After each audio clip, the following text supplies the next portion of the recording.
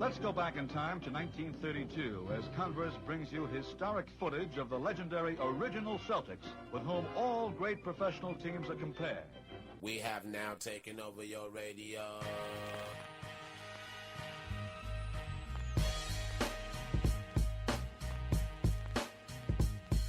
Richie Guerin is about to show you the most important step in getting past a man. It's the first one. And Oscar will inbound it. The men in green, the Milwaukee Bucks, that's Al Cinders against Bellamy.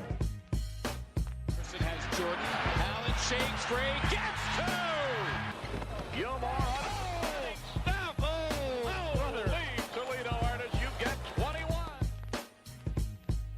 4:28 to go in the first quarter for the Cow Palace. Here's Barry. Jordan. Open. Chicago with the lead.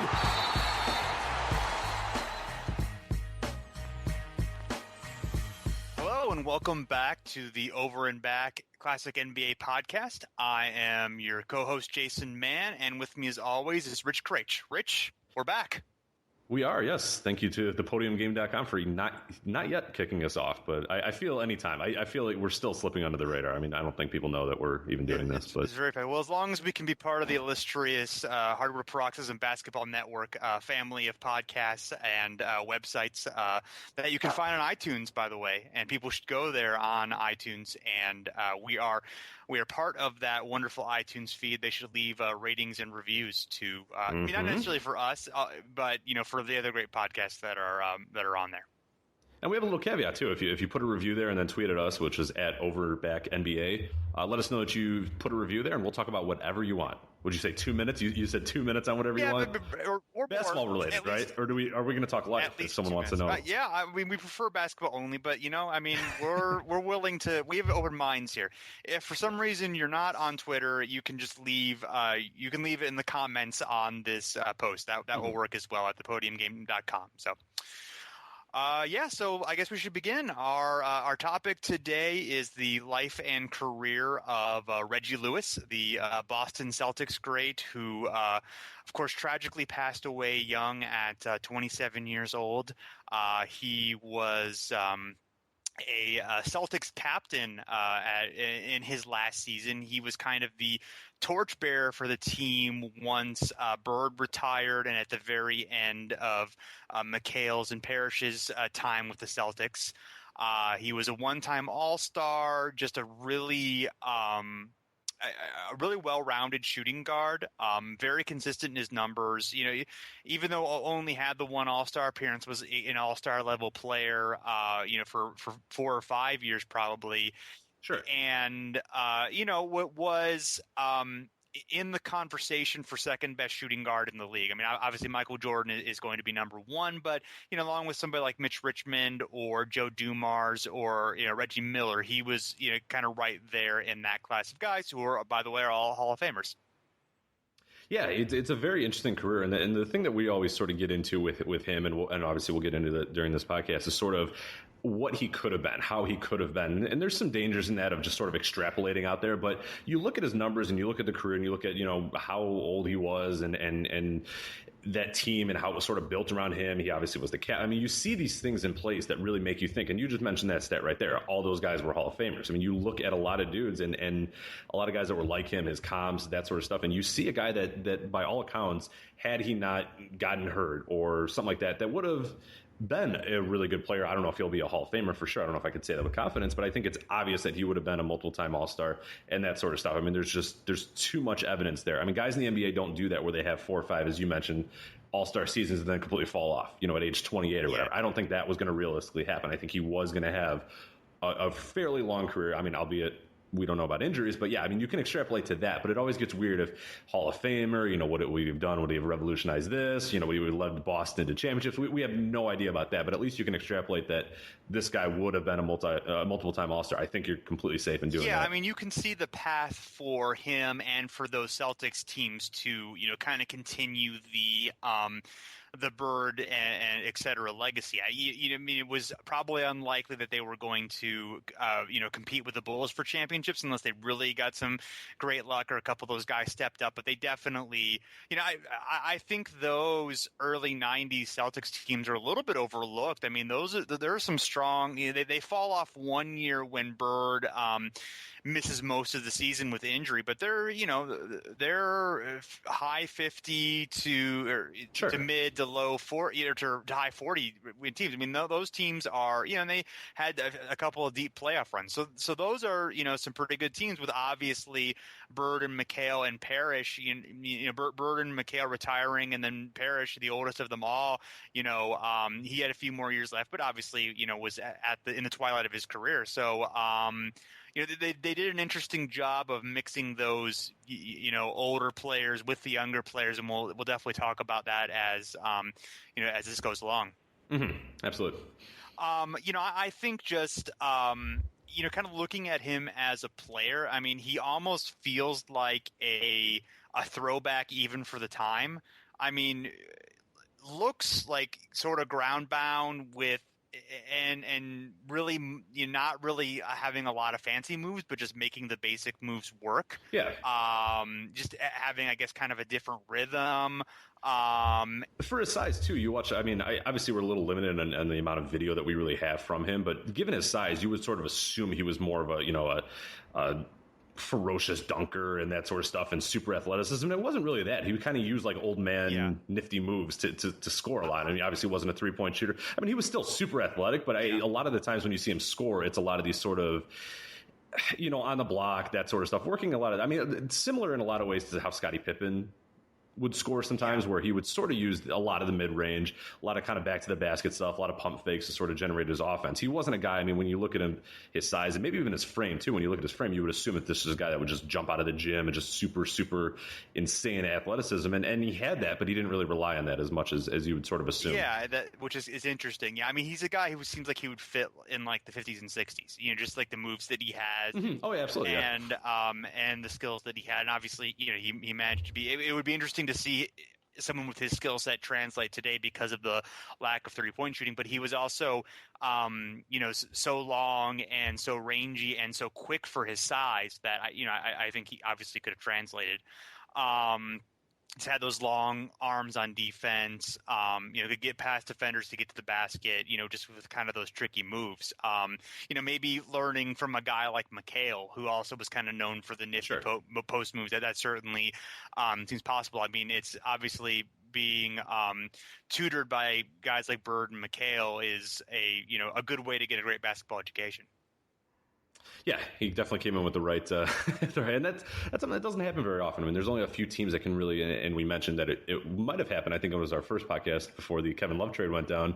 We were talking about Scottie Pippen sort of getting acclimated, and we said Andrew Wiggins could do the same thing because he can kind of sit in the back and watch, LeBron and those guys do their work. Well, now, obviously now he can't do that, so it just shows you how rare it is to have a guy like, just to have a budding star sort of have an apprenticeship, because now we're so used to guys.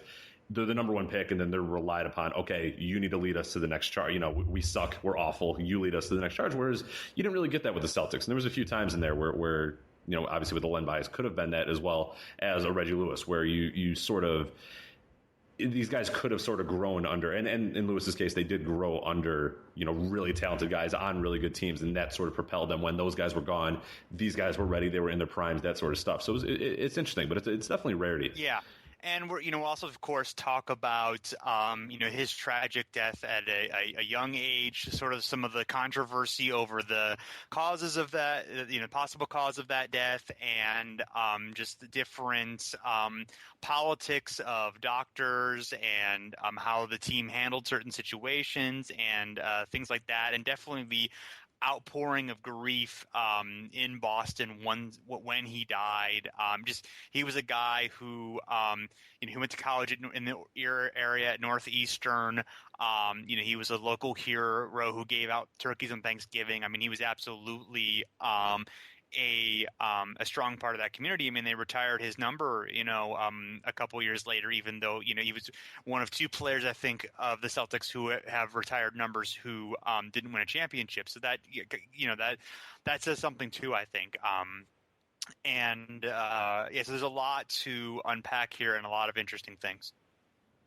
Definitely. I'm very interested in breaking it down, Reggie Lewis, from beginning and to unfortunate end. So we'll start off. Going to be talking to Seth Partnow, whose favorite player is Reggie Lewis. So that'll be an interesting discussion. So we'll be back with him in just a moment.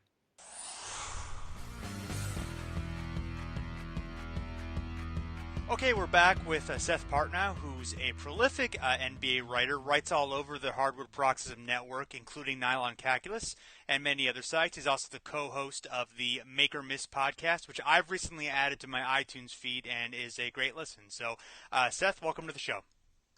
Thanks for having me, and thanks for the kind words. I understand that Reggie Lewis is one of your favorite players. Why is that? He is my single favorite player of all time. There you go. I haven't really had a favorite player.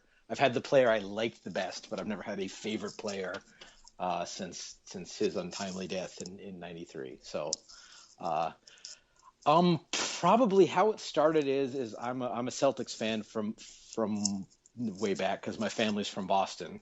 But I live in Alaska and grew up here, and he played in the Great Alaska Shootout and was the best player, which is a Thanksgiving time college tournament. He was the best player by far on Northeastern, so I kind of liked him from that. And then the Celtics drafted him, and then he became an all-star level player. And there was just something I've always been drawn to kind of oddly versatile players, and he was that kind of guy with his sort of strange rhythm of his game, and the fact that he blocked a lot of shots for a two guard and was a really good defender, and so just everything about him I just thought he was a really special and unique player, and enjoyed him a great deal. How would you describe him as a player? He's certainly not the model of the modern 3-and-D player, because he never took a lot of 3-pointers. But the way I've described him before is the really unique thing about his game is he played kind of a quarter beat off rhythm. Like if you think about the move that always sticks in my mind is if you think about like a player pump faking and then doing something. It kind of happens on a 4 count. Like the pump fake is on 1, the ball comes down on 2, he goes back up on 3 and shoots on 4. Well, he was the first guy, and really one of the only guys I've ever seen do a thing where he would pump fake on 1 and go right up on 2 as the player was coming down. And it was so. If you watch enough basketball, you know what that move looks like, and that looks different. That's weird. And so that was and then he was just a long, lanky athlete who, like I said, didn't shoot a lot of threes, but could moved well off the ball and you could score in a variety of ways that didn't involve the 3-pointer. Yeah. That's about the rhythm is an interesting observation because, kind of looking at the tape, he does a lot of moves and he beats people with moves that you don't think should beat them. Like he certainly was athletic, but he also kind of played a little bit old-fashioned and was even a bit ground-bound. Just in certain ways, I mean, he could get up and he could finish, but I think that rhythm is a good way of describing it. And actually, kind of a more recent player who actually stylistically was very reminiscent of him was Brandon Roy, I think, because Brandon Roy also actually a superior athlete. But was only busted it out when he really needed it, and was mostly kind of crafty and herky jerky, and again, even though Roy was probably a little bit smoother than Reggie was, but they're very similar in style, I think. Yeah. Ultimately, how good do you think he could have been? What do you think his career track was kind of trending toward? I mean, he only made one All-Star team, and he possibly should have in his last season in '93 as well. But I think there would have been at that point a legit argument for who the second best two guard in the league. And then, at that time when Jordan retired for the first time, whether the best two guard in the league would have been him. That was probably right as Clyde Drexler was sort of starting to decline, and I think he was probably by acclaim the second best two guard. I think that the legend of Reggie Miller has kind of grown after his playing days to the point where he's maybe a little historically overrated. Not to go all hot takey on Reggie here, but so I think that he might well have been by the mid '90s the best two guard in the NBA. Gotcha. And do you have any favorite memories of him, or or just kind of those early '90s Celtics teams that he was a part of?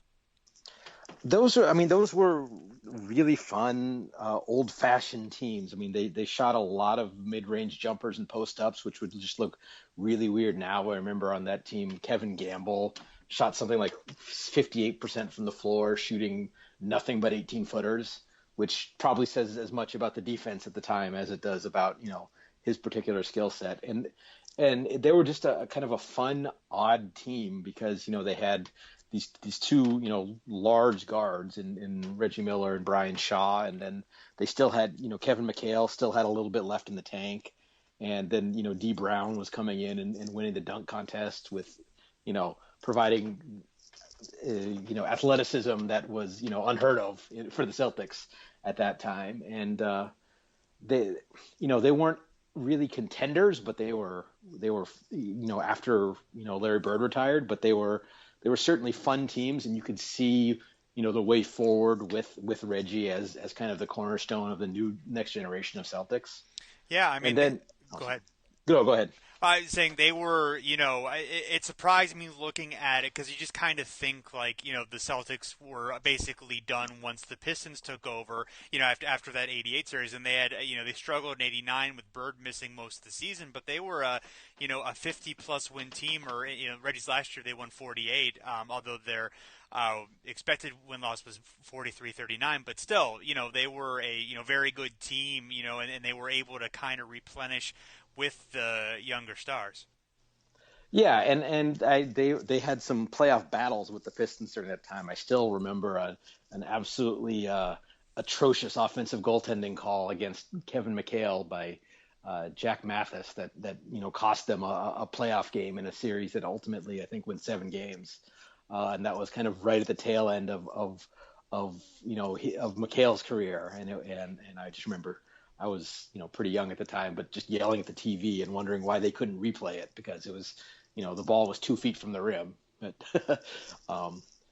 so those were, you always understood those teams weren't going to win the title, but you liked them anyway because they had, like I said, had some of that young talent and still had enough of kind of the big three left to give it that Celtics gravitas. Yeah, there aren't a lot of great examples of great teams being able to bring in young stars like that. I mean, obviously we have the San Antonio example in recent years, but it seems like that is more difficult than it just ends up being a very difficult thing. Of course, with the loss of Reggie, the team fell flat and had a decade and a half of bad years, but for the most part, but for a while it did work very well. Yeah, and really, I mean, you think about it, and it's obviously tragic for the individuals, but from to be a selfish sports fan, I mean, it's impossible to not do the what ifs with Reggie Lewis and Len Bias, and just think of how well that those Celtics teams could have retooled, sort of on the fly, and even San Antonio hasn't really done that because when Bird, was phased out, they had another all-star right there ready to, a guy who was right on the verge of becoming that, elite level player, ready to step in. Obviously, Reggie Lewis was never going to be Larry Bird, but still having a superstar, what we'd now call a max player, ready to step in and fill the void was a nice thing to have until, he collapsed on the court and then died later that summer. Sure. One thing that we noticed kind of looking at the numbers is that he just was ridiculously consistent through his career. I mean, his career field goal percentages has like a standard deviation of .01.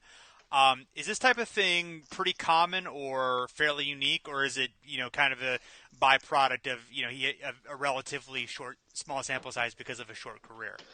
I think it's somewhat of the short version of his career, but also, I mean, his style of play also kind of guys who shoot a lot of 3-pointers, you might see a bit of a wilder variation just because, a small difference in the quality and location of 3-pointers can lead to, big year-to-year swings in 3-point percentage. Whereas, a guy who's, scoring off cuts, off of pin downs, off of post-ups is getting, consistently the same shots. And that was Reggie was kind of one of the last of kind of the mid post and in kind of effective wing scorers. Mm-hmm. Mm-hmm. And obviously, when he died, there was an amazing outpouring of grief in the Boston area. And you didn't live there; you lived in Alaska, but you had a lot of ties to that area. Can you do you have memories of how you felt when you found out? Do you have family members or people who tied to the area? Do you have a sense of what that felt like? Obviously, it was very sad, but just of kind of the depth and how important he was to that area. He was, if I remember correctly, he did a lot of, as NBA players, did at the time and still do a lot of community outreach. But the big thing I remember about that is there was a great deal of outrage. I don't remember which columnist it was, and I don't want to, without remembering exactly who it was, I don't want to take shots because I thought it was, even at the time, I thought it was, a horrific piece of journalism. Was someone without really knowing anything, came out with the story that his death was caused because he was like a habitual cocaine user, and there was, remembering correctly, there was no proof whatsoever of it, and eventually I think that Reggie's widow ended up suing either the paper or the writer or both, and getting a substantial settlement for what was really some very hurtful allegations.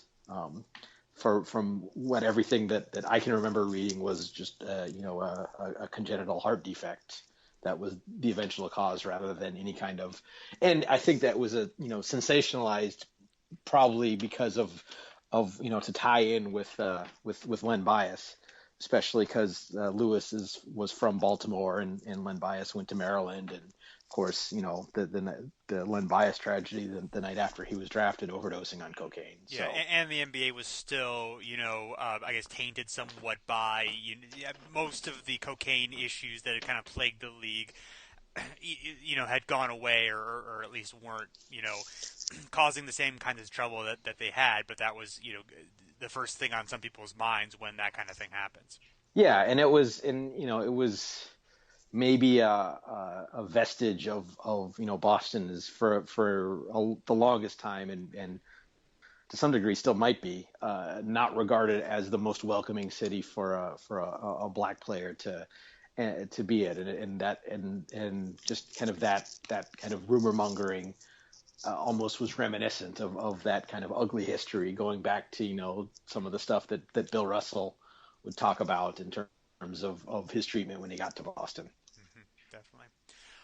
So Seth, can you let everyone know if they want to check out your work, where they should go? Yeah, I think that, as you mentioned, I somehow managed to spread my work over too many places on the internet. So the easiest place, if you want to catch up with what I'm writing, is on my Tumblr, where I post links to everything. It's just SethPartnow.tumblr.com. And of course, you're on Twitter. Yes, on Twitter at Seth Partnow. All right. Well, Seth, thank you so much for being on the show and sharing your insights on Reggie Lewis. Thanks for having me. It's fun to talk about him. I haven't had a conversation about him in quite some time, and it's nice to remember him again. Absolutely. Thanks.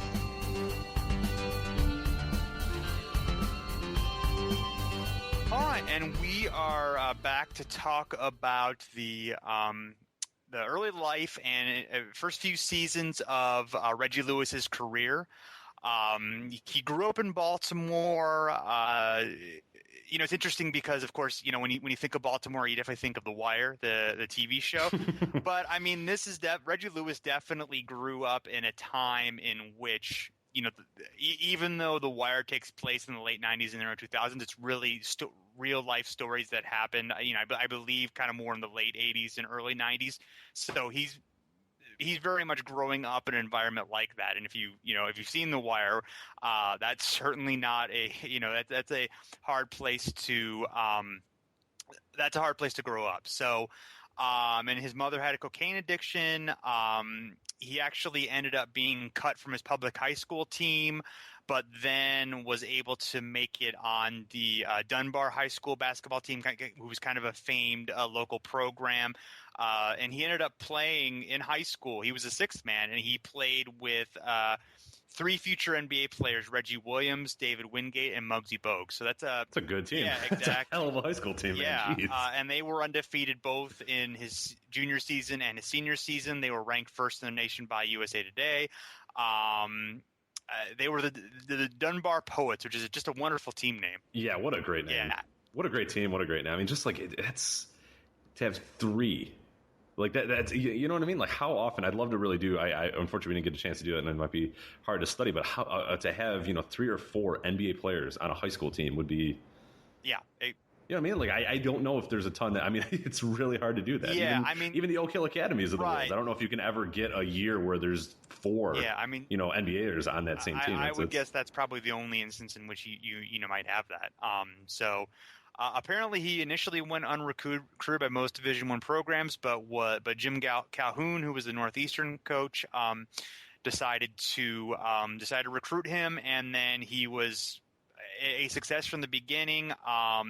He ended up being I believe at the time, the 9th best scorer in NCAA history. So, and then after that, in 87, he was drafted 22nd by the Boston Celtics.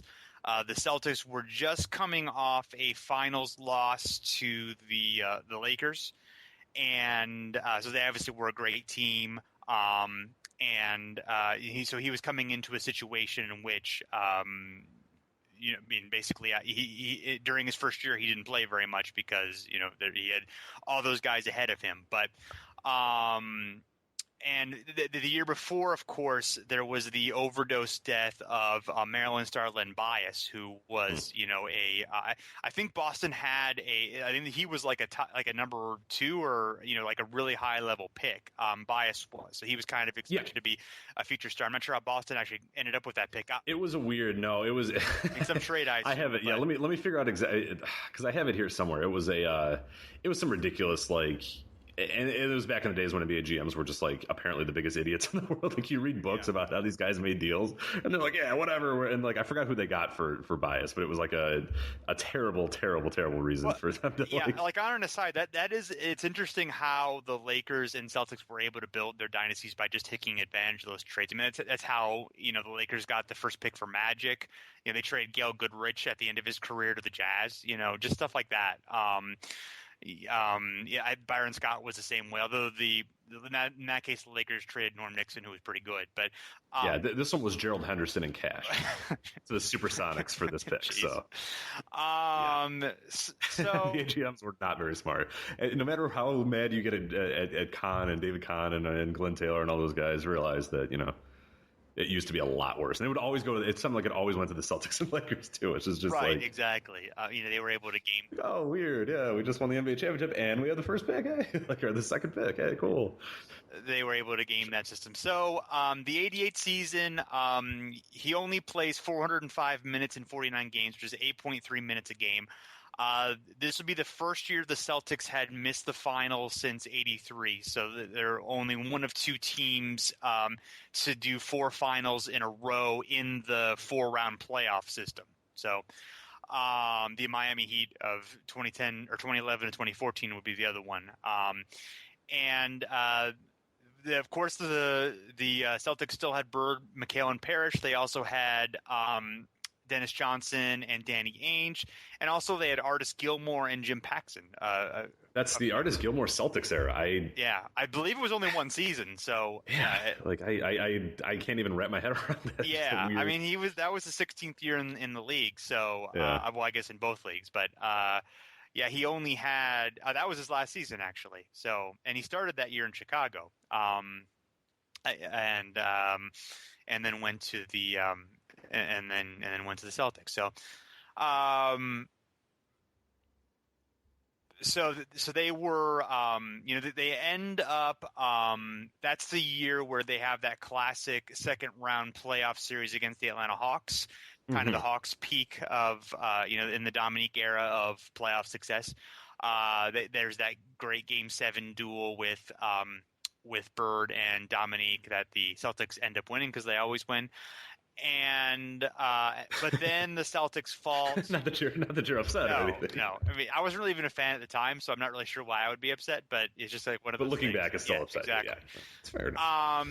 So the Pistons end up dethroning the Celtics and falling in the finals in a 6-game series. Lewis doesn't do much in that postseason. He plays 70 minutes in the playoffs, but he seemed to be willing to wait his turn. Jackie McMullen wrote a column on ESPN.com, and she was covering the Celtics at the time, and recalled a story where midway through his first season, she asked him how he was holding up, and he said, "I'm fine, just waiting my turn." So he seemed to not have a problem with that, at least from the outside, which, I guess it just shows. I mean, I know there's a lot of young players would not like being in the situation. They want to play, they want to contribute, and that level of patience and maturity, says a lot. And that seemed to be a trend with him when we're researching here and I'm looking through these articles and quotes of him. He was a very mild-mannered, like nothing seemed to bother him whatsoever. It was just kind of like, yeah, whatever. You know what I mean? And it's rare. I mean, you don't usually see players as good as Lewis became, having that sort of passive. You know what I'm saying? Like he wasn't most of those people are just like, yeah, I'm the best. I need to be out there. Give me the ball, that sort of stuff. And that's healthy for some people. I mean, that some people need that to be, great players. Sure. And this was a guy who was just like, yeah, well, if I get the ball, I get the ball. If I don't, I don't. But I'll score. If it's just like it's so rare. Yeah, he didn't have the alpha male thing going on. No, not at all. And he, Jordan talked about how he was just a guy who just didn't do trash talk. He just tried to beat you. That was it. So. It's just interesting how obviously just different personalities, and it certainly worked for him. So the 88-89 season, they fall to 42-40. They do make the playoffs, but they lose to the Pistons in the first round. This is the year that Bird has back surgery and I believe plays like 8 games. Six. 6 games. Yeah. And is even not good in those 6 games either. I mean, scores 19. 19 points per game isn't bad, but I mean, sure. That's not Bird. No, come on. Exactly. Yeah. So they add Brian Shaw and Kevin Gamble. They also trade Danny Ainge for Ed Pickney and Joe Klein, and these are going to be guys who are important to the team over the next couple of seasons. There's an SI.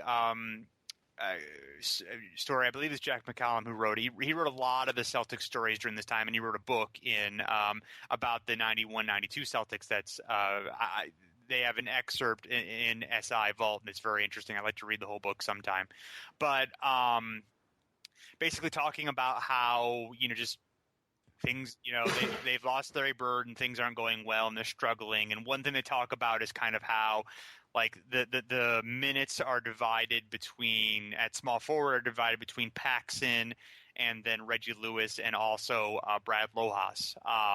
So, just kind of everyone's kind of finding the role. And Lewis ended up playing most of his career at shooting guard, but I guess he did play the 3 a little bit here and there. And you had an interesting note there. Yeah, actually, I was kind of surprised when I was looking through a little bit of the stats on Reggie Lewis and similarity scores, which sometimes there's times where I like the similarity scores just sort of look at and have fun with. There's other times I don't really like it, but I thought it was pretty interesting that Jim Paxson was mentioned in here, and he's actually the highest similarity score through 6 years of his career of Reggie Lewis. So he's number 2. Jason Terry is number 3, which I thought was pretty interesting, and then you have Earl Monroe number 5 and a few other guys. But the career most similar was Phil. I don't know how to pronounce his name. Chenery. He's like a 1950s. I don't pronounce him either. So I don't know either. But that guy, he's actually the most similar all time. Exactly. And it's interesting that Paxson, of course, he's known as such a 3-point shooter, and that that's one of the obviously these are taken with a grain of salt, but they're interesting to look at, I think. It's just a kind of and similarity scores are mostly done by win shares. That's one thing that I hope, maybe Seth can get into that after he listens to this, is somebody to get a really good historical database of something similar, because we have it with baseball and it's pretty good, but with basketball it's just kind of these guys are close in win shares, but as we mentioned, Reggie Lewis and Jim Paxson, they're close in win shares, but they there's nothing else that's even remotely close to either of them. Right, whereas a Jason Terry, Jason Terry wouldn't do either because he's definitely a 3-point shooter. Terry Kittles, most of these guys are Terry is a 3-point shooter in some respects, but he's also I think of him as kind of a mid-range guy a little bit as well. Although he's smaller and quicker, I think, than Lewis. But he's definitely smaller and quicker than Lewis. But that's okay. Yeah. But similarity scores, there we go. Just a fun little There you go. And then a mini rant on similarity scores. So Lewis is third on the team in minutes, right behind Parrish and McHale. So he's definitely taking a big load. I guess as the season went along, that issue with their, the three guys kind of being stuck ends up sorting itself out with Lewis showing his talent and moving ahead. And there's one note here of talking about it's from a Slam Online article where in the 17th game of this year, Lewis he had 33.6 rebounds and 4 assists going head to head with Jordan, and it seemed like Jordan. There's some interviews with Jordan where he kind of talks about going up against Lewis, and it seems like that was a guy he enjoyed that challenge. They liked going against each other, so that's kind of cool. That's a nice way to step up too. That's sure. Yeah, 33 points on Jordan in that era. And Jordan that's a tough defender. Jordan at that point. Defensive Player of the Year and all that. So absolutely. So like I said, they fall to the Pistons again in the first round. This is the Pistons' first championship season. So that they were the 8th seed. That was nothing was going to happen there. But so 89 and 90 season, they end up being a lot better in the regular season. 52 and 30. This was actually Jimmy Rogers' second season as coach. His first season, of course, is the previous year. And there's a good article about kind of the transition between sort of the old Boston and the new Boston, and kind of the idea of okay, now we're starting to kind of move to the young players a little bit, and Rogers trying to incorporate a new, more balanced offensive system, and Bird, and the veterans sort of being like, okay, well, we like the idea, but it's not necessarily in our comfort zone, and we're not sure it's going to, work for us. And also, Bird, AK, we're old. Well, yeah, and also Bird talking about new players struggling with team defense, and And it reminded me of Steve Nash on the Bill Simmons podcast talking about Mike Brown trying to institute the Princeton offense with those guys, and how they didn't quite understand it, and how it just ran them ragged and that kind of thing, where something might be a good idea in theory, but just doesn't work. And I'm not saying that's necessarily the case here, because the Celtics were obviously a much more successful team, even though they did end up falling in the first round to the 5th-seeded Knicks. They were up 2-0 in the series, and then they ended up losing in the last 3. But but they still, obviously, they do bounce back quite a bit from the previous season. Yeah, and installing new offenses and that sort of stuff is always an issue, and I think it's up to really good coaches, and you could sort of tell the difference between really good coaches and whatnot of guys that maybe try something for a few games and you see it, and then they kind of know, okay, this is not, or there's a few practices and you can kind of sense, okay, because there's a lot of coaches that are kind of rigid in what they, this is my system. I want you guys to learn the system. Some guys thrive in that, some guys don't, and it's up to good coaches, I think, in my mind, to really alter what they want, what their systems are, because you get situations where it just doesn't work. Like as you mentioned, Steve Nash, and you could tell that thing wasn't going to work in LA, and it was just like, no, we're going to keep on trying for a while, and sometimes you get that with D'Antoni teams as well, where D'Antoni, I think he's a really good coach, but there's situations, especially his latter years in New York, where it was like, all right, I know this is what you kind of do, but it's not working. It doesn't. So there's something that to be said there. I mean, I think a good coach is one that can kind of get in the way, but then when necessary, sort of back up and let the guys just do what they're most comfortable with and best at. Because you get to this long thing where we're going to try for weeks and weeks and weeks and weeks and weeks to try to get this offense to work and that sort of stuff, and you're already you're halfway done with the season now. And I think reading these articles, that was something that the Celtics were sort of being like, all right, we can do, let's reel it in a little bit here. But, they were definitely an improved team. So you can't hurt with that. But, and you don't know exactly what it was. It could have just been guys getting old as well. Absolutely. And, as I said, there's, after the season is done, there's a piece as another SI piece on how basically the Lakers and Celtics are faltering, and here's some ideas of how they can get better. There's kind of some wacky ones. One of them is just talking about, have Larry Bird transfer a lot of the scoring load to Reggie Lewis, who's the go-to guy of the future, and he's got to start getting gone to. It's hard to say, but I'm sharing that with the idea, of course, people are viewing Lewis as a guy, as a future star in his third season, Yeah, and he's scoring 17 points a game now, and then there's people saying, Larry Bird needs to pass the ball to him, which is pretty, it's hard to wrap your head around, but it shows you the amount of talent he had, and that's why earlier in the podcast I mentioned that this wasn't a guy that was sort of, you don't hear that stuff about every other player, you know what I mean, where they want a legendary player to start, giving shots to Reggie Lewis. People could sense it, and they knew that this was going to be a good thing, and we saw in a few years it would be a very good idea. Yeah, absolutely. And so the next season, there's one. It wasn't necessarily referring to the season, but I thought there was a kind of a nice quote from that Slam piece of a Jeff Twist, who was a veteran Celtics PR guy, who just sort of said that he didn't want to try to be the next Larry Bird, the next Dennis Johnson. Reggie wanted and was starting to carve his own place inside the Celtics lore, and it's a good way to sort of look at it of trying to have your own identity while still kind of respecting the stars who are there. Mm-hmm, sure. So the 90-91 season, they're even stronger. They're 56 and 26. They're a second seed. They beat the. I'm sorry, just a second. I am looking at the wrong page. They end up beating the Pacers in the first round in 5 games, and then they lose again to the Pistons.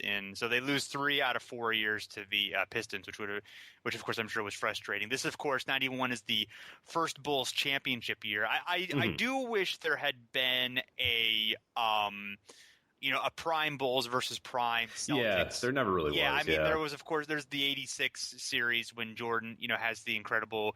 How many points was that in the 60s? Right? 63? Yeah. Yeah, okay, 63 points. But somewhere in that range. 60, yeah, but the Bulls were a very bad team who happened to make the playoffs. And that performance was literally him shooting I think 90%. I don't know, 90%. But it was just kind of get out of the way, idiots. I'm just going to try. That exists, and that's you cool. all suck, and it's true. That exists, and that's cool. But it would be nice if been cool if they would have had a series where both teams were at relatively close to their peak levels. I think that would have been fascinating. Yeah, the Bird, a peak Bird versus peak Jordan would have been fun to watch. Especially, these teams would have been great. This particular season would have been awesome to see because you have Lewis coming to his own. You have Bird who's struggling, or his back's killing him, but he's still. This is a pretty good year for him, and just all around it would have been a lot of fun because this was a nice, athletic, young Celtics team, kind of blended with the old teams with that dominant Bulls team. It would have been, this particular season I looked at and thought, man, this would be great to watch a Bulls season with them, but damn Pistons. Yeah. Ruining everything. They're making everything not fun. There you go. Yeah. Killing Bulls years, killing this. So, there's even more, Brian Shaw spent a year in Italy, but then came back to the team. There's also rookie D. Brown, who kind of became a star because of the dunk contest. Rick Fox is also a rookie on this team, so there's just kind of that, that young core there. And in fact, the Celtics created a marketing poster declaring the changing of the guards, which featured Lewis and Shaw towering over the parquet with championship banners in the background.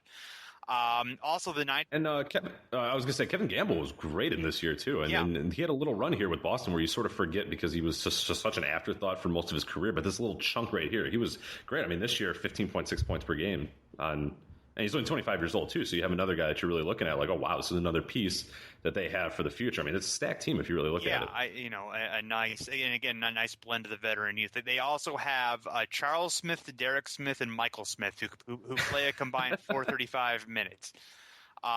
So, the Smiths. Who the hell is Dave Popson? I'm looking at that now. Who the hell is Dave Popson? Yes. Well, he averaged 1.9 points per game, so I think I'm alone in... Or it's okay that I don't know who Dave Popson is. Fair, yeah. So this is the season in which Jack McCallum wrote the book, and talking about there's a couple interesting anecdotes. One is talking about a game in which Lewis had been the star of the game, but talking about how great Larry was, and like all great ball players, he always does something. No matter how bad he's been shooting, he does something. And then McCallum writes inside, perhaps Lewis was wondering if he could be the type of player someday. To Lewis, Bird was respected not because of his shooting ability, but because of his gutsiness, his insistence on taking the big shot and making it when the game was on the line. And then there's a quote from McHale saying, something's really going to go out of this franchise when Larry leaves, and I guess to a lesser extent Robert and me too, but mostly Larry.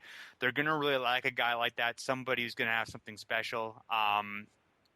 I really believe Reggie, Brian, and D are going to be good, real good, but they're going to need that other element, that element of toughness, something special. So, and I agree. I mean, he's saying right there, he's saying one of them is going to have to be a star. I mean, one of them is really, or two of them really are going to have to emerge as stars. And I think you can sort of see that with this team. I think we're talking about Reggie Lewis in a way where, we thought he'd be a multiple-time All-Star, but would he be? I have trouble with this, and especially looking at this roster, which I said was super talented, but you wonder, and especially looking at the career trajectories of all these other guys, that would they have ever been that, a real time? I mean, they would have been a playoff team, I think, pretty frequently, but I don't know if they would ever be a title contender, even with Reggie Lewis at his peak, because you're still sort of lacking, as McHale's sort of saying, you have Lewis who could be an all-star, but you're lacking that superstar, and then that secondary guy. It would almost have to be Lewis as the secondary guy and then someone else. Yeah.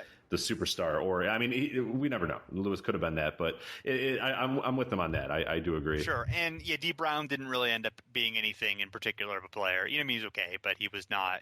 I mean, he was famous because of that dunk contest, and that was about it.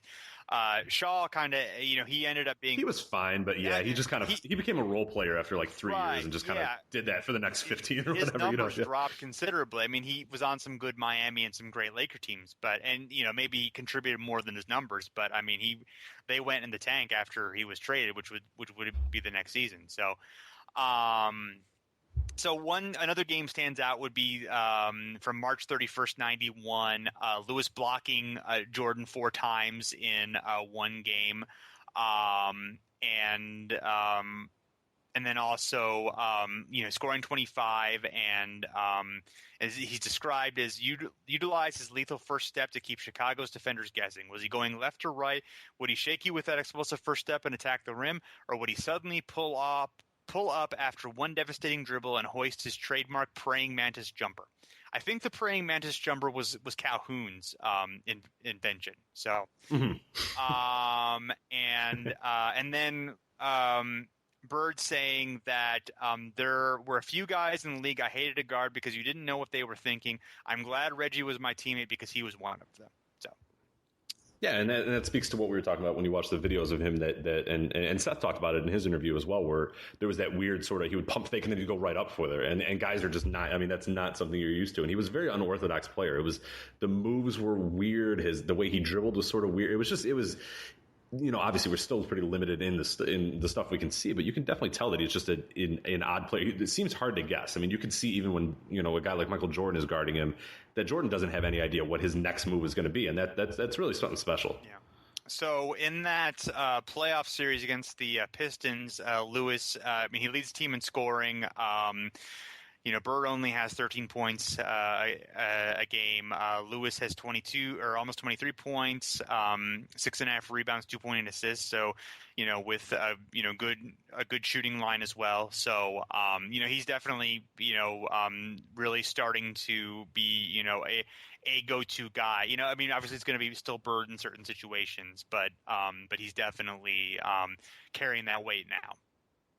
Yeah, certainly. Yeah, and you're starting to see the building blocks of that next Celtics team really taking shape with Lewis being one of the center points. So. Absolutely.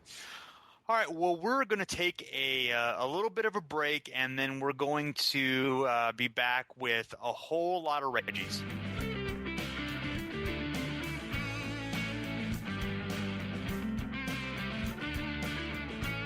All right, and we're back, and we're talking, as Jason said, a whole lot of Reggies here, and we're talking about the memorable basketball Reggies. And one interesting note before we get into those is 1987 draft, which is when Lewis was drafted. There were 3 Reggies. You have Reggie Williams, Reggie Miller, and Reggie Lewis all in that draft. So that's pretty interesting. The main Reggie draft, and we're going to have our own Reggie draft here in a second. No, every Reggie ever. That'd be exciting. I don't know. My number one pick. I think my number one pick. Yeah, I mean, are we talking of just basketball Reggies, or are we talking about any? No, everything. Every Reggie would. Oh, okay. Well, we'll have to. We'll see how that goes. I'd probably still go Reggie Miller, who's my favorite Reggie of all time, probably. I can't think of... Is he my favorite Reggie of all time?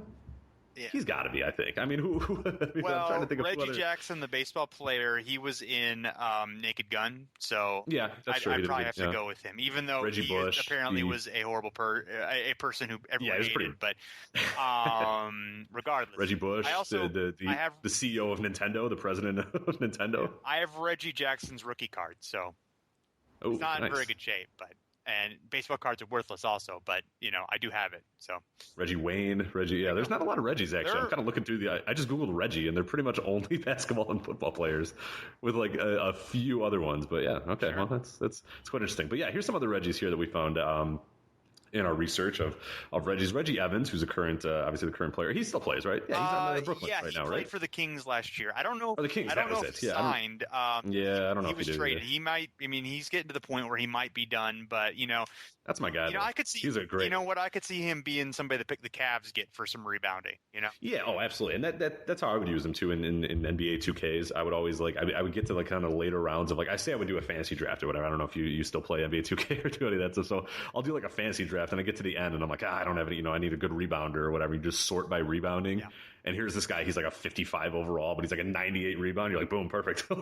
You just throw him in there. He just gets some boards and passes it immediately and doesn't do anything. Yeah, that's Reggie. He led the league in rebounding percentage a couple times. So he's definitely a great rebounder. Also a noted ball squeezer. Was that Chris Kaman who's I believe it was Chris Kaman, but I forgot to look at exactly whose balls Reggie Evans squeezed. But there actually might be more than one incident of that. But I feel like and he would not be a guy who would want to do that because he has such great hands. Obviously, that's what I mean. He's such a good rebounder, and he's clearly that's. It was Chris Kaman. So okay. Well, yeah. It's not the guy I would want. Yeah, I've been on a lot more people before Reggie Evans do that. Yes, okay. Doctor, perhaps. You have Reggie Harding. Yes. Who you mentioned was you wrote in the notes here, the first high schooler drafted by the NBA, but had a troubled life and was dead at age 30. Yeah, he had. He did actually play in a couple of pro leagues before he went to the NBA. So he wasn't exactly straight out of high school, but yeah, he was definitely. I'd never really heard about him, but he just kind of bounced. He definitely guy. And he's mid-60s for people that aren't aware. Exactly. Yeah, he's a mid-60s player. He played for the Pistons for a little while. He was from Detroit area. Was just a guy who was regarded talent, was just a mess. And he had a whole lot of legal trouble. He had a whole lot of he ended up – there's a story where he ended up trying to play for after his NBA stopped. He went to the Bulls for a while. Then he played for the Pacers, and he ended up having a kind of an odd contract situation. And because of this, having so many fines and suspensions for missing practices and being late for flights, he ended up owing the team $4,000 by the end of the year. So, and unfortunately, I'm pretty sure this is in Loose Balls, where later on, after he was out of basketball at age 25. After all, he started robbing liquor stores in his hometown of Detroit, and people, and one instance where the clerk took one look at him and said, oh, I know that's you, Reggie, and to which he replied, it ain't me, man, so. Right, yeah, that's the one, yeah. He's also the guy who threatened to, I think, shoot both his general manager and one of his teammates in the same year. There you go. So impressive. Yeah, so Reggie Harding. Eat your heart out, kill arenas. Yeah.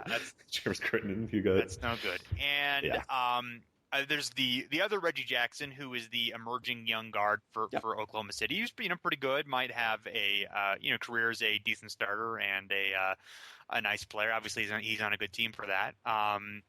And then Reggie Johnson, who is a journeyman forward in the early 80s. And what I thought was interesting is in 82 season, he played he played 21 games with the Spurs, 23 games with the Cavs, and 31 games with the Kansas City Kings, which which is 79 total. I don't know if there's any other player who has played that many games for 3 teams in a season, at least 21 games. Yeah, it's a full season, but with 3. Yeah, we should do some research on that. That's a hard one to look up. Just in that, we'll have to see if basketball. Maybe if somebody else knows that trivia. I don't know if they listen to the show yet, but right. Maybe they do. Maybe this is the impetus. Someone's going to say, "Hey, I know you know this, so listen to the show." So, and then of course, there we go. Yeah. Then of course, there's Reggie Miller, who of course, the greatest pacer of all time. One of the players that you love. I'm deeming him the greatest Reggie of all time. I'm doing it. Okay, that's fair. I don't know. I think the broadcasting work. I don't know how you feel about that, but so that doesn't help a lot. But or the baby teeth. I could do without the baby teeth and the broadcasting work, but otherwise, he's my man. So. He's a top 10, maybe top 5 all-time shooting guard, great 3-point shooter, one of the greatest of all time, Hall of Famer. So obviously he won of the 3 players in 80 drafted, 3 of the 3 Reggies drafted in 87, he was definitely the best. So yeah. And then there's Reggie Theus, who was a guard for some early 80s and then early 80s Bulls teams, late 80s Kings teams. Also played for Atlanta, Orlando, and New Jersey in 3 straight years. And maybe more importantly, he was 2-time All-Star with the Bulls, and maybe more importantly was the star of the Saturday morning teen show Hang Time.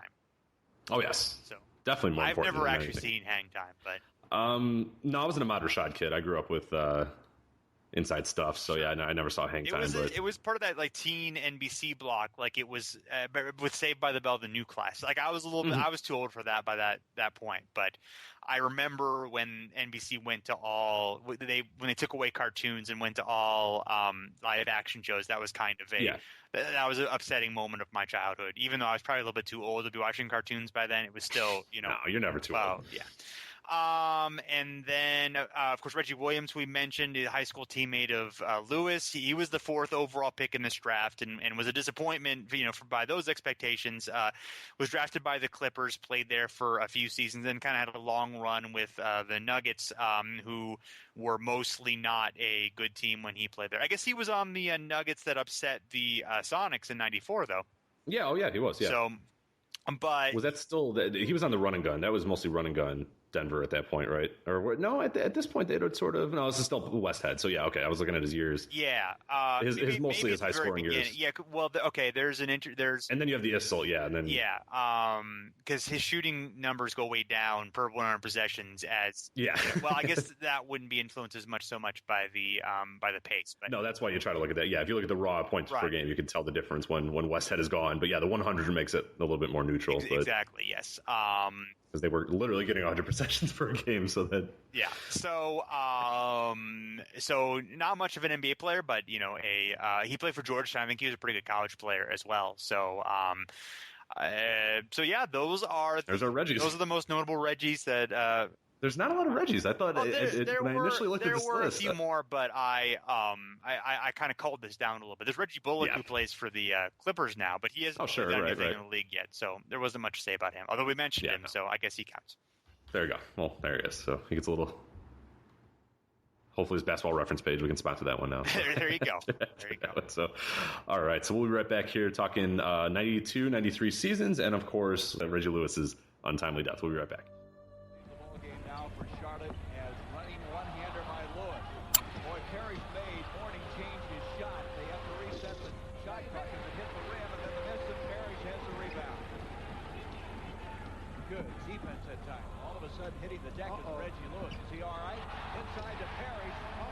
He's down right now. Yeah, he's hurt. They're going to have to give a foul. They're going to have to take a foul. Otherwise, Kendall Gill might get a score. They're playing 5-on-4. Someone has to take a foul.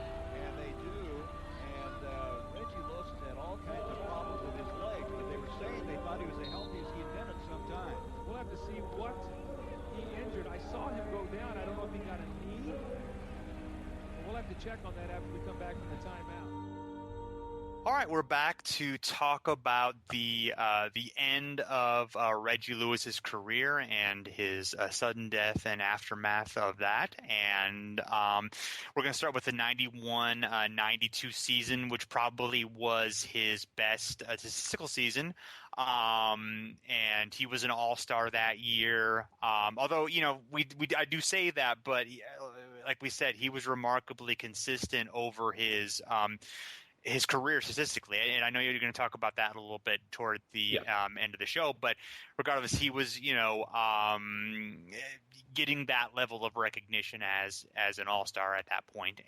And that's a star-studded all-star game too. And you, if you look up, Reggie Lewis all-star, you'll recognize those jerseys immediately. I mean, that's one of those all-star games that is really just remembered and cherished a lot, and for him to be in that game is just incredible. I mean, when you really think of it, because that's a cast that year. And that, of course, was the year that Magic Johnson had announced his retirement at the beginning of the '92 season because of HIV, but he was voted to play in the game, and he agreed to play. Bird retired at the end of the season, so there's just both those players leaving within 9 months of each other or so is pretty incredible given what they meant to the NBA. But absolutely, those guys being involved in, because you start, and this is the time. This is right around, and we mentioned it with the Celtics, where this is right around the time when you're starting to get this sort of blend of the last generation to the new. I mean, you look at the Eastern Conference All Stars. It's Isaiah, MJ, Bird, Barkley, Ewing. So you're starting to get a few guys in there. Obviously the Ewing is not young, but he's sort of getting in there. But then you look at the bench and you got guys like, Dumars, who's old, but then you have Lewis, Pippen, Dennis Rodman makes his. And on the West, you see it pretty different too. You get a pretty relatively young David Robinson. You get Karl Malone, who starts kind of getting in there a little bit. Tim Hardaway is on that. Dikembe Mutombo, John Stockton. So it's just a really star-studded all-star game if you really look back at it, because it's a nice blend of the two eras where it's not too much in that of the 80s, but you're starting to get a little bit of those 90s guys that would become the stars in there, as well as the 80s guys. So and you can tell by the way the team's minutes were distributed now that it was definitely like the younger players are. I mean, Lewis and Gamble are 1 and 2. Yeah. Lewis having 3,000 minutes that year. Then Parrish is 3rd, and then Bird is 6th, and McHale is 8th. Even rookie Rick Fox is ahead of McHale. So, at this point, that transition is even more, is even further along. And then Brian Shaw was traded during the midseason for Sherman Douglas, and at least statistically, Boston kind of got the better end of that deal because Douglas actually played pretty well for them for a few years. Sure, yeah. Which surprised me. And Shaw, as we mentioned, sort of just became a role player almost overnight. So. Shaw's a guy. I don't know why, but I thought his career was better. Maybe just because of some of the teams that he played for. Yeah, I thought that same thing too. And then in doing the research for this, I looked at his basketball, and I was like, he's okay. I mean, it's the stats don't pop out. He might have just been one of those guys that's just a better teammate and a better player than the stats really suggest, which I think is probably true, given what he did and what roles he played on the teams he did. So I'm not sure how much this means, but at the time, Lewis was the only Celtic to have had 100 rebounds, 100 assists, 100 steals, and 100 block shots in a single season. That's good enough for me. That's an Elias Sports Bureau approved. Yeah, there you go. Nice, beautiful round numbers. Yeah. So that's good enough. Of course, he had 394 rebounds, so it's sort of a weird. I guess it's like way better than 100, but hey. And then I think the big, like the real final punch in that. Okay, this is now Reggie's team even more than maybe it's Bird's team. Is that 92 playoff series against the Cavs. They sweep the Pacers, and then they play a 7-game series against the Cavs. And the Cavs were really strong at that point. And Lewis is just Bird has to miss some games in this series. He plays 4 games and only starts 2 of them. So Lewis really has to step up, and he's just incredible during this series. Yeah, absolutely. I ran some numbers on just his incredible run during the season, and this is really. I mean, we're sort of looking at what we're mentioning these little nuggets here and there of, okay, he's getting better, he's starting to get more minutes. But I think this is really the series where you can tell, okay, this guy is this is something special now. This is becoming the guy. I mean, this is his team now, and this series especially, I thought was just super dominant. I mean, you have averages. Let me fire it up right here. Oh yeah, his average is 28 points in this series, which is pretty awesome, and does it on 54.7% shooting, which I thought was. I mean, that's a good number for, especially if you know the types of shots that he's taking and that sort of stuff, where they're not, not all around the basket. He's not a big man. He was a guy who was taking a lot of mid-range and became the focal point of the other team's defense as well. Average game score of about 22.5. Didn't do it too much in the other stats of 4.3 rebounds per game, 4.3 assists, and 2.4 steals per game. So pretty good steals, okay assists, not that great of rebounds, but the points, man, 28.1 is incredible. And he has a flurry here. He's got a 36-point game, a 42-point game. He has the game one, he has 18, and then after that it's 26, 36, 42, 27, 26, 22. So I mean, the guy he stepped up in the biggest way possible. Yeah, and after that game 4, there's an essay article talking about like how there's the table, they capitalize it, and where they do the post game interviews, and usually it's obviously Bird, McHale, and Parrish first. But this one, it was it was Kevin Gamba who suggested that Lewis be the first to hold court there, and he did. And then McHale saying that he's getting very reminiscent of another guy we've had around here, obviously referring to Bird. So, just some great stuff. Of course, they end up losing that series to the Cavs, and that was a really strong, Cavs team that year. I mean, the Cavs are another franchise that's just because the Bulls cast such that shadow in the throughout most of the 90s, that a lot of the Eastern Conference teams, particularly the ones where they didn't necessarily have a big playoff series against, are kind of forgotten. I mean, the Cavs have a little bit of that in the 80s. The Hawks have a little bit of that. We've talked before about the Milwaukee Bucks having a little bit of that. Just those teams that were really consistently like high 40 to low 50 win teams for every year or almost every year, but just couldn't break through because the East was dominated by Boston, then Detroit, then Chicago. Right, and these are the Lenny Wilkins Cavs as well. So. Right, exactly. Yeah, so. So the next season is the 93 season. They fall a little bit. Bird retires, as we mentioned.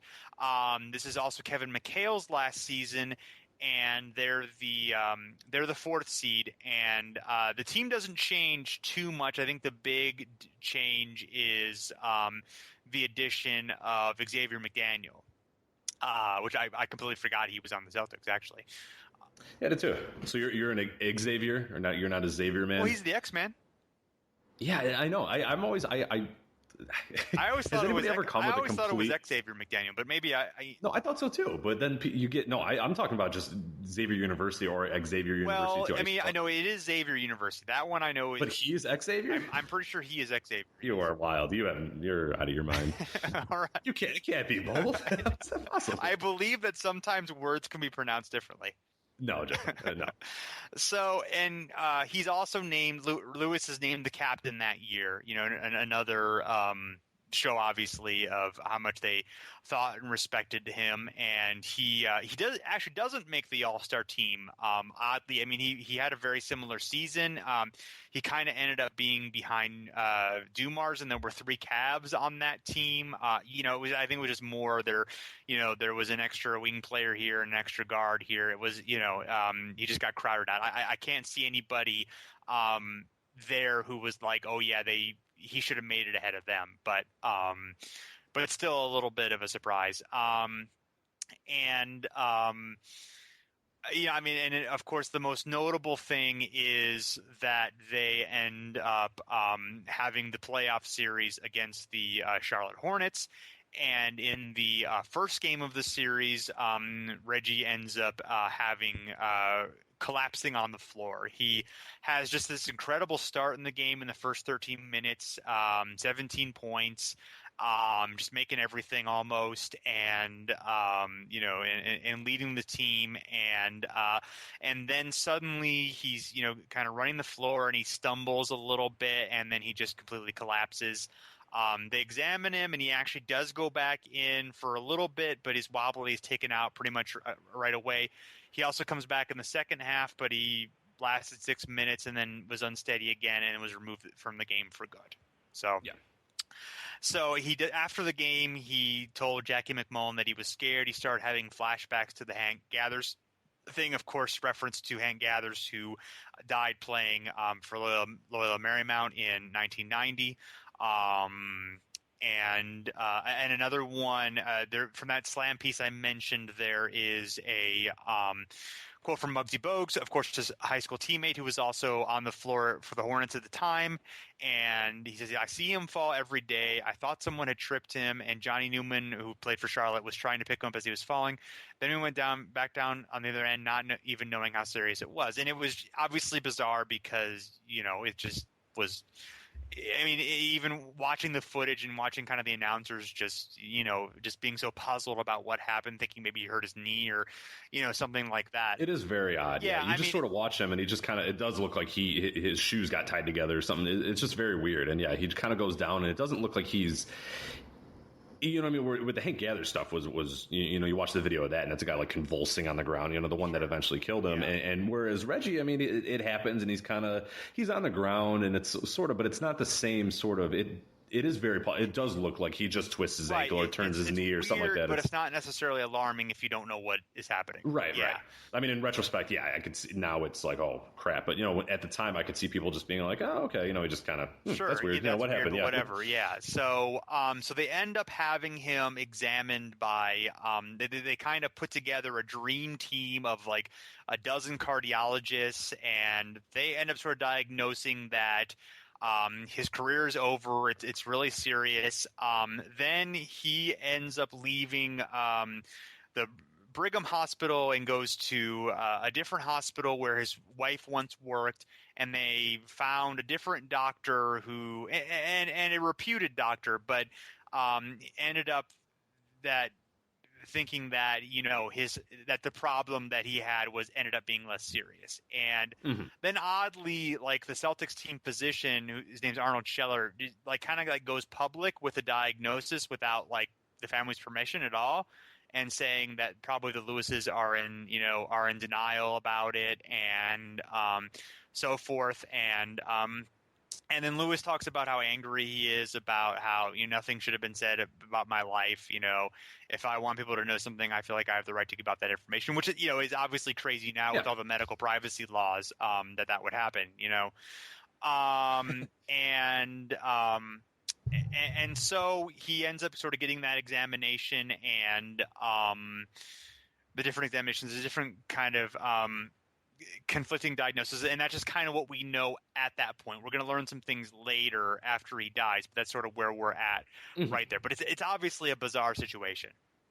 Yeah, there's sort of this weird sort of infighting between, obviously you mentioned the dream team, and then there's this other doctor that has what we'd find is out as a, completely different diagnosis, and they have the team doctor doing this, and it's a very odd situation going on right now. I can't imagine, reading these articles, you can tell that a lot of people are should we be more worried? Is it not a big deal? He's not that worried, but this guy's worried. I mean, it's very strange how, different information was coming out. And yeah, as you mentioned, just a completely different era where, just this guy comes up and goes, yeah, here's the results of his medical test without me telling him or, anybody else. Exactly. And later Lewis would complain kind of about the communication that went along with that, dream team thing, talking about, or his wife would, because obviously he had died, but that being a major issue. I think Lewis might have done so during some of the interviews as well. But so then, of course, Drazen Petrovic's death that summer, I believe in June, obviously not related in any way other than just another tragic NBA death happening around the same time. But obviously a lot of just crazy things happening in the NBA over a couple of years. Yeah, Magic Johnson that we mentioned. Yeah, I mean, just crazy. I mean, losing important players, and then of course the tragic deaths. I mean, obviously in the scope of how it affected the NBA, it's very small compared to the loss, of the families felt and people who loved him and so forth. But it certainly was definitely a couple of years of just like, wow, just kind of amazing troubles the NBA was having. So. Sure, yeah, and you have two guys, and even maybe through Drazen, who are guys that were sort of thought of as, and I'm referring to Len Bias as well, as guys that were really supposed to be these next flood of stars. And I think that I'm not saying that any of these guys were going to be, the superstars of the NBA, but I think you did definitely see, because we saw that little lull in the mid 90s and the late 90s where there wasn't those stars. And there's something to be said for these three guys who, I mean, again, we're extrapolating, early parts of their careers, but there's three guys that had a ton of talent and were great players that were done, in the blink of an eye gone and completely away. And again, that's that's so low on the bar of things to really worry about when we're talking about deaths. But still, it's an interesting topic to sort of look at and see, hey, how different would the 1997's NBA look if all three of these guys were still alive and had lived up to their potential. So absolutely. So he dies on July 27, 1993, and he is working out. He's shooting, but not. It's a light practice. From everything I sort of said, they were just saying kind of just shooting around. Yeah, not nothing really doing that too strenuous. much yet. Now, it was something that he apparently didn't clear with his doctor, but it wasn't necessarily like, he was working out strenuously. It was just he collapsed, and they tried to revive him, and they couldn't do it. And it's kind of, and of course, the city just, it's just mourns him. I believe they said it was the biggest funeral in Boston at the time. I mean, Ted Kennedy was there. Dukakis was there. I believe Jesse Jackson was there. I mean, it was just a big event for, what happened. And then we kind of learned that, like, there was the Lewises went to another team of four cardiologists from LA, and kind of they were kind of leaning toward the idea that Lewis couldn't play basketball, but it wasn't necessarily resolved. But it wasn't like they just took the diagnosis, the good diagnosis, and ignored the bad one. They kind of went into another one as well. Although he was working and planning to play. His wife was 2.5 months pregnant when he died. His first child was just almost a year old, I believe. And there's a good quote from Kevin McHale saying, "It's not like Reggie was in a car accident. The real tragedy is that right now we should be sitting around saying Reggie has a pacemaker and can't play basketball, and that's really sad. Instead, we have to sit and mourn him." So there's also a couple of columns that come out like right around the time, and I believe they're both Boston Globe columns. One is from Dan Shaughnessy, and it kind of just has like basically a reference of the possibility, refers to it self-abuse, but that's obviously intended to be a cocaine reference. And then there's another Will McDonough column, a few days later, that's more overt about, there's going to be a bombshell about the fact that there's drugs, going on here. So he said the doctors who examined Lewis were concerned that drugs might have been involved. So there was a lot of backlash that they felt from that. And it's kind of, there's definitely a complicated history there because, would the same things be felt if it were a white athlete versus a black athlete?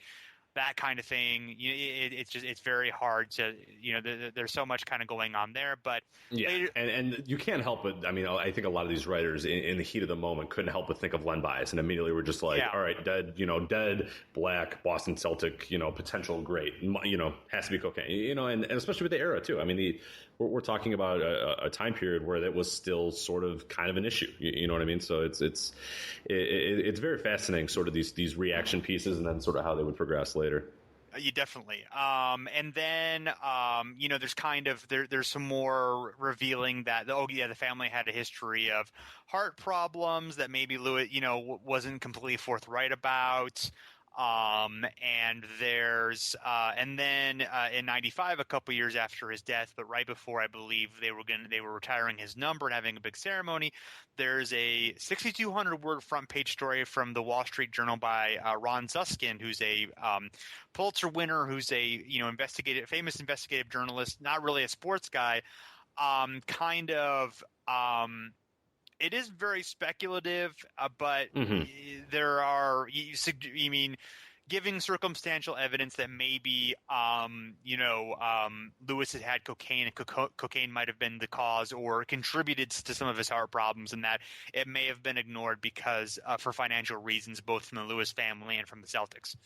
Yeah, and the piece is very weird because there is sort of that undertone, or we talked about a little bit off air of that narrative of the overarching is it seems like he's trying to prove that there was cocaine use involved. But I think that the actual article itself is very interesting because I think, and he's right on the money about a lot of the stuff, is that the doctors and the communication between these doctors and stuff was horrible the entire time, between the team, between the doctors, between Lewis, between his family. It's just, that's, I think, the more overarching thing that I get from that. A lot of the speculation about the cocaine use is there, but it's not really. But the substantial thing I see is that it was like one doctor didn't know the other. The team doctor had no idea what was going on. I mean, it's just a very jumbled mess that sort of, in a lot of ways, I don't want to blame him 100%, but I think it contributed to him not getting the right information or not knowing either just how serious it was or ways to prevent it and that sort of stuff. You definitely get that from his article. Yeah, definitely. And then there's a big rebuttal in from SI, Jack McCallum. Basically, he's able to talk to Donna Lewis and just sort of offers like there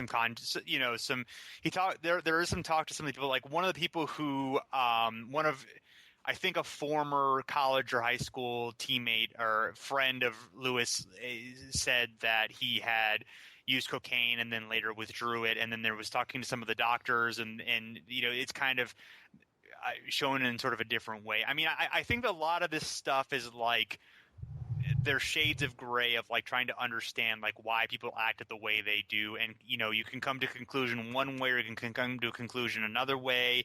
And so on and so forth. But it was the journal piece, because when we talked to Seth mentioned kind of a column written right afterward, and we talked about those. But I think the lawsuit that he was talking about was one that was threatened by the Celtics after the Wall Street Journal article, but never really filed. Although Donna Lewis did end up suing some of his doctors, and I believe that lawsuit ended up in a mistrial. So just so much, controversy there. And to me, the idea, whether he used cocaine or not, I don't think changes, what I think of him at all. I mean, I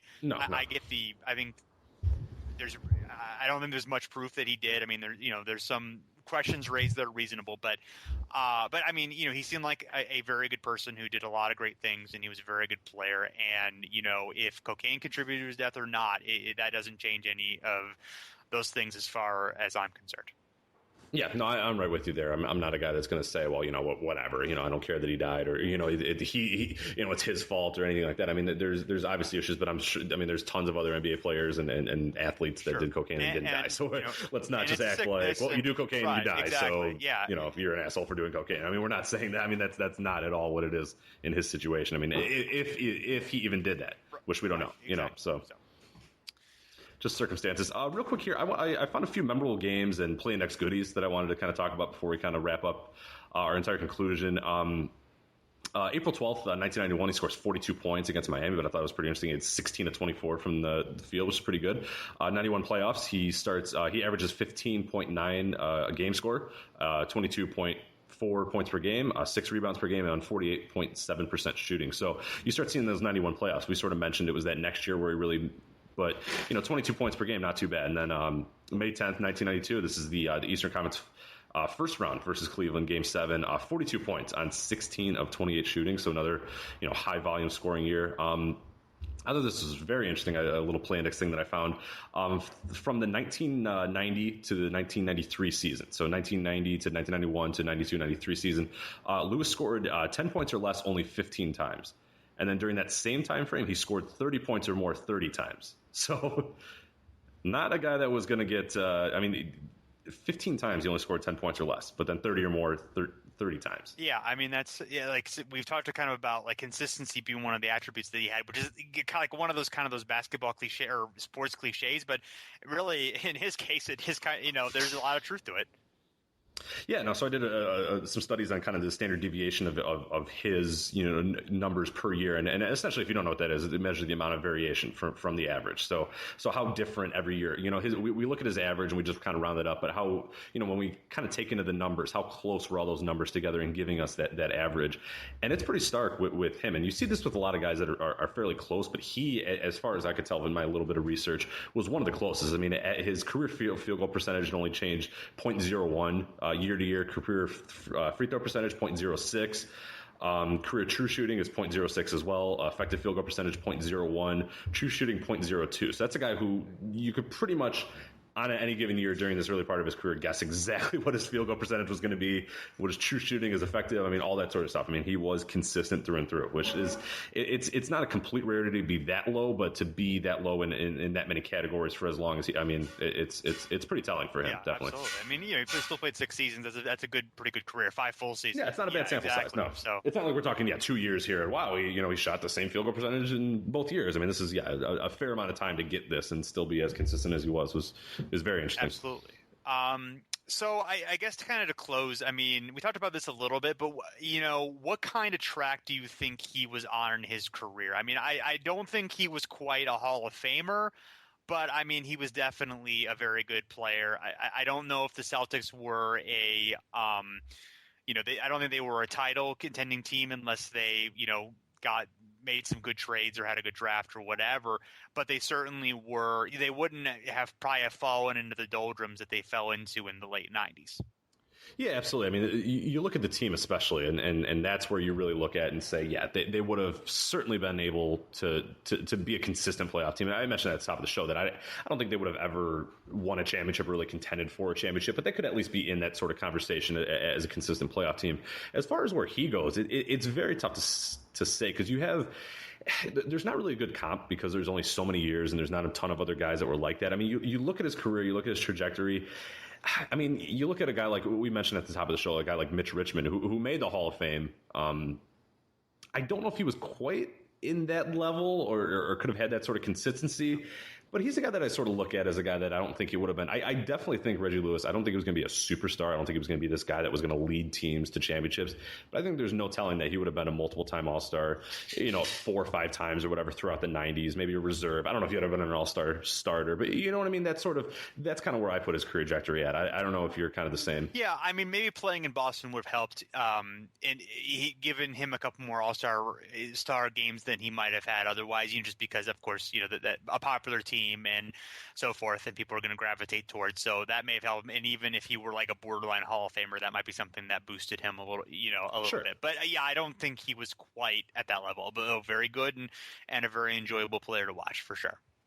Yeah, just sort of that outside looking in. I think he's the guy that we would be having conversations with. I mean, I don't think that many people care about the Basketball Hall of Fame, unfortunately, quite as much as they would. But he's a guy that I think there'd be Bleacher Report columns all the time. Is Reggie Lewis a Hall of Fame candidate? Because I think he'd be right on there on that cusp, and people can make arguments, and maybe eventually he would get in, as you mentioned, from the Celtics. But I don't see him as a guy that retires and is an absolute shoo-in because we're forgetting, he was 27 by the time he when he died. So he wasn't super young. Right. So you sort of look at it. It wasn't like a guy was 23 and was just on the cusp of becoming. I mean, we had sort of started to see his peak, and he would have had a few more years of that peak. But then it's always interesting of how he would have adjusted. But looking at his game, he's a guy whose game I think could have adjusted to be an older guy because he played an old man's game. Like we mentioned, he played like a 1960s player, when in the 90s. So it's always interesting to see where it would be. I mean, I don't feel comfortable saying Hall of Fame, but yeah, I'm with you. It's just sort of that just under the cusp, I think is fair enough for him. All right, well, that's about all we have on Reggie, I believe. Rich, unless you have anything else to add? No, that's about it for me. All right, well, thanks, everyone, of course, for checking us out. You can find us on Twitter at OverandBackNBA. Please, there's a link on the bottom of this post. If you would leave us a rating and review on iTunes, as we mentioned before, we will. If you let us know that you've done so, we will talk about any basketball subject for at least 2 minutes on this podcast. And of course, we just appreciate you supporting the podcast on the HP Basketball Network. So thanks everyone for listening, and we'll be back again soon.